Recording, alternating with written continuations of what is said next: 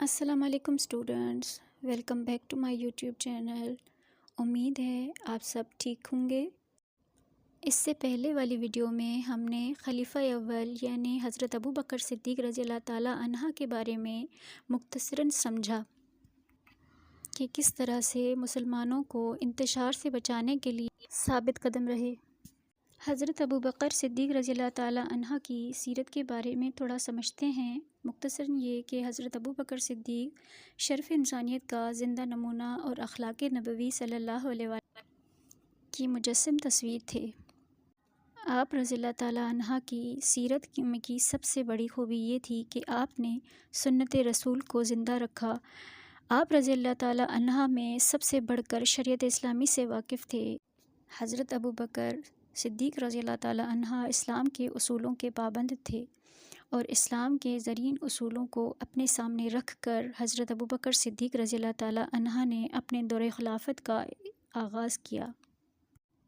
اور ان کی سیرت میں سب سے اہم بات جو آپ کے دور خلافت کے آشوب دور میں بھی آپ نے عہد خلافت کا آغاز کیا۔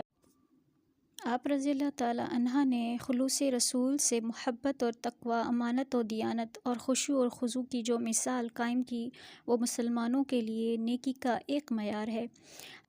حضرت ابو بکر صدیق رضی اللہ تعالیٰ عنہ میں رحم دلی اور ایثار کا جذبہ بے پناہ تھا۔ لوگوں کی بھلائی کے لیے حضرت ابو بکر صدیق رضی اللہ نے پہلے خطبے میں ہی فرمایا تھا کہ میں غریبوں، مسکینوں اور ناتواں لوگوں کے حقوق اور اختیارات کی پوری حفاظت کروں گا۔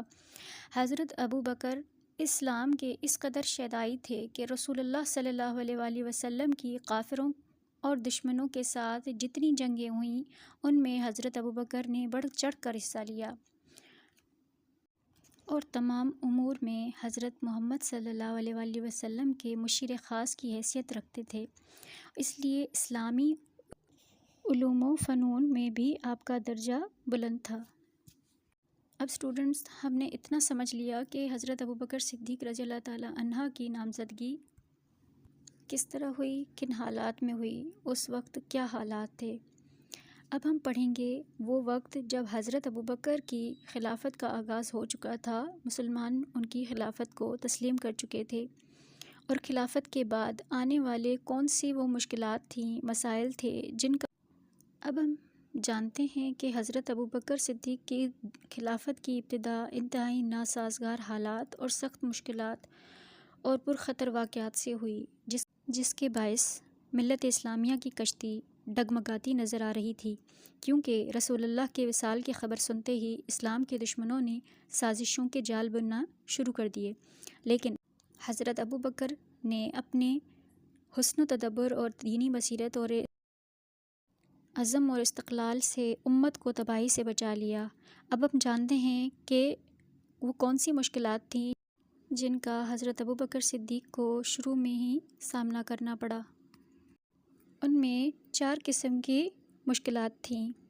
ایک تو مرتدین اسلام، جنہوں نے حضرت محمد صلی اللہ علیہ وآلہ وسلم کی زندگی میں اسلام لے آئے تھے، لیکن بعد میں ان کی وفات کے بعد وہ دین اسلام سے پھر گئے۔ اس طرح سے کہ مرتدین اسلام جو دین سے پھر گئے ان میں بنو تمیم کے باغی سردار ملک بن نہرہ تھے، اور حضرت ابو بکر صدیق نے ان کے مقابلے کے لیے حضرت خالد بن ولید کو متعین کیا۔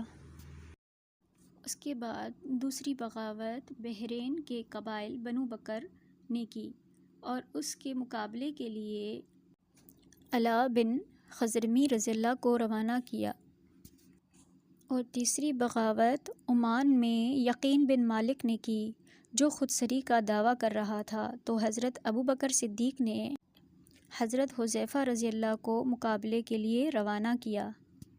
اسلامی فوجیں کامیاب رہیں، اور اس طرح سے اس موقع پر حضرت ابو بکر نے جو پالیسی اختیار کی وہ ان کی بہترین سیاست تھی۔ آپ نے اپنے حسن و تدبر اور بصیرت سے دور خلافت کی پہلی مشکل پر قابو پا لیا، اور حضرت ابو بکر صدیق کے دور خلافت میں دوسری بڑی مشکل جو تھی وہ منکرین زکوٰۃ کی تھی، یعنی وہ لوگ جو مسلمان تو تھے لیکن انہوں نے زکوٰۃ دینے سے انکار کر دیا۔ زکوٰۃ اسلام کا ایک رکن ہے۔ سب سے بڑی پریشانی اور الجھن آپ کو ان کے خلاف جہاد کرنے کے سلسلے میں ہوئی، کیونکہ آپ ان کے خلاف جانا چاہ رہے تھے جو توحید اور رسالت پر تو یقین رکھتے ہیں اور صرف زکوٰۃ کے منکر ہیں۔ ان کے خلاف کچھ بھی کرنا نامناسب تھا۔ صحابہ کرام اس کے حق میں نہ تھے اور اس طرح سے، لیکن حضرت ابوبکر صدیق نے صحابہ کی رائے کو تسلیم نہ کرتے ہوئے فرمایا کہ خدا کی قسم، اگر کوئی شخص رسول اللہ کی زندگی میں بکری کا ایک بچہ بھی زکوٰۃ دیتا تھا اور اب اس کے دینے سے انکار کرتا ہے تو میں اس کے خلاف جدوجہد کروں گا۔ اگر آج ان کو چھوڑ دیا گیا تو وہ کل کو زکوٰۃ کے ساتھ دوسرے ارکان اسلام بھی منکر ہو جائیں گے۔ اس سے اسلام کا وقار خطرے میں پڑ جائے گا اور اسلام محض ایک تماشا بن جائے گا۔ اور ان منکرین زکوٰۃ میں قبیلہ ابس و ذبیان جو ذی القصیع میں ٹھہرے تھے اور ان کے ساتھ بنی اسد اور بنی قنافہ بھی شامل ہو گئے۔ ان قبائل کے سرداروں نے متفق ہو کر اپنے وفد مدینہ میں روانہ کیے، جنہوں نے وہاں پہنچ کر لوگوں کے ذریعے سے حضرت ابوبکر کو یہ پیغام بھیجا کہ وہ نماز ادا کرنے کے لیے تیار ہیں، البتہ انہیں زکوٰۃ ادا کرنے پر مجبور نہ کیا جائے۔ اور حضرت ابوبکر صدیق رضی اللہ تعالیٰ عنہ خود مقابلے کے لیے، جس میں انہیں کامیابی ہوئی اور لوگ جوک در جوک زکوٰۃ ادا کرنے کے لیے مدینہ آنے لگے۔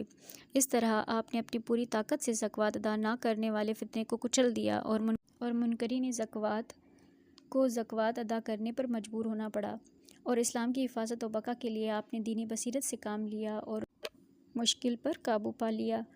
اور اس طرح سے اگر حضرت ابوبکر سختی نہ کرتے تو اسلام کو شروع میں ہی ناقابل تلافی نقصان پہنچتا۔ اب تیسری مشکل مدعیان نبوت تھی، جو کہ نبوت کے جھوٹے دعوے داروں کی طرف سے تھی۔ ان کو یہاں پر تھوڑا مختصر کر کے پڑھتے ہیں، سمجھتے ہیں کہ وہ کون سے لوگ تھے جنہوں نے نبوت کا جھوٹا دعویٰ کیا تھا، جس میں اسود عنسی تھا، طلیحہ تھے اور مسلمہ کذاب تھا، اور ایک عورت تھی جو سجا تھی۔ اب ہم یہاں دیکھتے ہیں خلیفہ اول کے سامنے مشکلات کا ایک پہاڑ کھڑا تھا۔ مرتدین اسلام اور منکرین زکوٰۃ کے علاوہ آپ کو ایک بڑی مشکل کا سامنا کرنا پڑا۔ کچھ لوگوں نے نبوت کا جھوٹا دعویٰ کر دیا۔ اسلامی سلطنت میں نبوت کا دعوے دار یقیناً اسلام کے راستے میں ایک بڑی رکاوٹ تھی۔ یہ مدعیان نبوت آپ ﷺ کی زندگی میں ہی پیدا ہو گئے تھے، لیکن آپ ﷺ کی زندگی میں ان کے ناپاک ارادے واضح نہ ہو سکے، اسی لیے آپ ﷺ کی وفات سنتے ہی وہ اپنے ناپاک عزائم کے ساتھ اٹھ کھڑے ہوئے، اور ان میں اسود عنسی، طلیحہ، مسلمہ کذاب اور ایک عورت سجا تھی۔ اب ان کے بارے میں ہم تھوڑا بریف پڑھیں گے تاکہ ہمیں پتہ چلے کہ انہوں نے کس طرح سے جھوٹا دعویٰ کیا اور حضرت ابوبکر نے ان کو کس طرح سے شکست دی۔ آئیے اب ان کو تھوڑا مختصر کر کے پڑھتے ہیں کہ مدعیان نبوت میں کس نے کس طرح سے نبوت کا جھوٹا دعویٰ کیا۔ طلیحہ نے اب صلی اللہ علیہ وسلم کی زندگی کے آخری دنوں میں ہی دعویٰ کیا تھا۔ وہ سمیرہ میں آ کر مقیم تھا۔ اس نے اپنے دعویٰ نبوت کے ساتھ بنی اسرائیل کے چند فرقوں کو اپنا مطیع کر لیا تھا، اور آپ صلی اللہ علیہ وسلم نے اس کی سرگوبی کے لیے صفرار رضی اللہ کو مقابلے کے لیے روانہ کیا۔ یہ مہم شروع نہ ہو پائی اور آپ صلی اللہ علیہ وسلم کی وفات کی خبر پھیل گئی، جس سے اس کو اپنے ناپاک عزائم پورے کرنے کا موقع مل گیا۔ اس نے دعویٰ نبوت کرتے ہوئے لوگوں میں یہ بات پھیلانی شروع کر دی کہ اس پر وحی نازل ہوتی ہے، جس طرح آپ ﷺ پر ہوتی تھی۔ اس کے پاس بھی محمد صلی اللہ علیہ وسلم کی طرح آسمان سے فرشتہ آتا ہے۔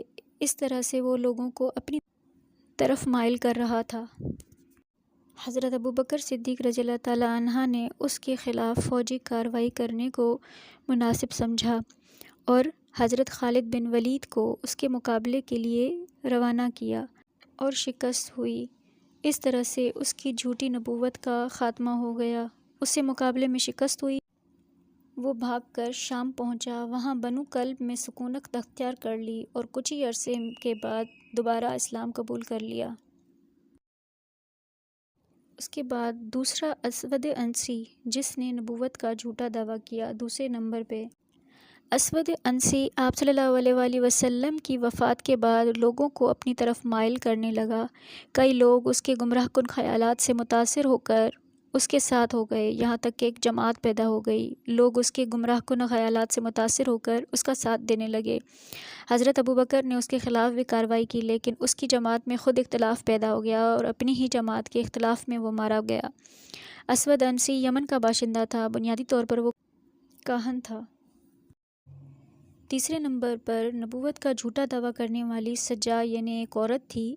ان کے علاوہ مسلمہ کذاب اور سجا نامی ایک عورت جو جھوٹے دعوے داروں میں شامل تھے۔ سجا نے اپنے دعوے کو مضبوط کرنے کے لیے مسلمہ سے شادی کی۔ یہ دراصل بنو تمیم کی شاخ بنو ربو سے تعلق رکھتی تھی اور عراق کے علاقے الجزیرہ میں رہتی تھی۔ آپ وسلم کی وفات کی خبر سنتے ہی مختلف قبائل کو جمع کر کے مدینہ پر حملہ کرنے کی دعوت دی۔ اس کا خیال تھا کہ وہ اچانک بنو تمیم پہنچے گی اور اپنی نبوت کا اعلان کر کے اپنے قبیلے والوں کو اپنی نبوت پر ایمان لانے کے لیے دعوت دے گی۔